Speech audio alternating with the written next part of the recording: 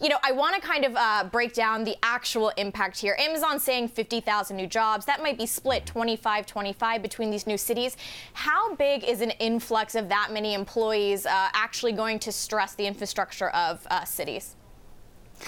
It really depends on how close people live to where they work. I mean, the nice thing about Crystal City, which is the place that they're looking at right outside of D.C., it's one metro stop outside of D.C., there's a tremendous amount of high-density housing there. There's a lot of office space, and there's the opportunity to build more or even repurpose some space. So I think that bodes very well.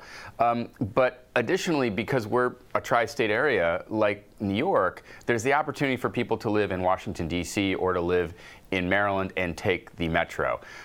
We definitely need to put more resources into public transit and public transportation, and we now have a dedicated tax for that, which I think is probably one of the things that Amazon is looking at. But the idea that they might split, 25,000 in Queens, 25,000 in Crystal City, also takes some pressure off of the system. So when I think about Amazon's presence and its main HQ out in Seattle, they have helped with funding some of the transportation there and building some of those things out. When you say we need to build out infrastructure, is that just the public sector? How much is the private part of that partnership important when it comes to dollars being put toward more transportation infrastructure? No, that's a great point. And I think in Seattle, you had the combination of Amazon, reinvigorating an entire part of the city and good city planning. Actually, a good friend of mine ran the Seattle Department of Transportation. They had a very close partnership with Amazon, and I think the result of running public transit, streetcars, putting in separated bike facilities, and other things that they did led to not a lot of pressure on the transportation system, as well as, look, a lot of people say there aren't really transportation problems. There are land use problems with transportation symptoms. So the more people we can get living close to where they work, the better off we are in terms of not putting pressure on that system. And Gabe, I did live here in New York for 5 years, and I can tell you there is pressure on this system. Subway delays seem to be coming up more and more often these days. When it does come to land use, I mean, Long Island City is in a tricky spot because it is right near this Manhattan metro.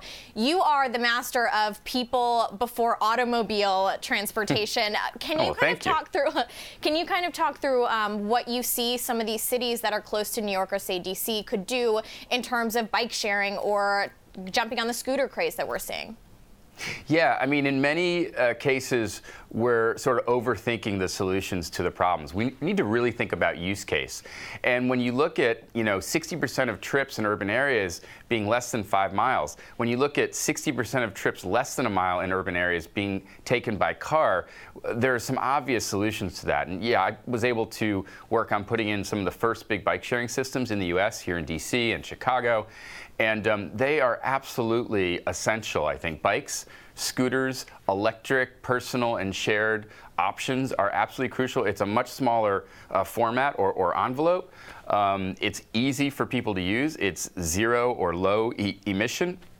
And just puts much less pressure on the system. So you have Elon Musk building Loop underground and, all of that. And I like the idea of long underground or above ground high-speed rail transportation. But in cities, we have so much space that we can reallocate away from single occupancy automobiles and to more efficient modes.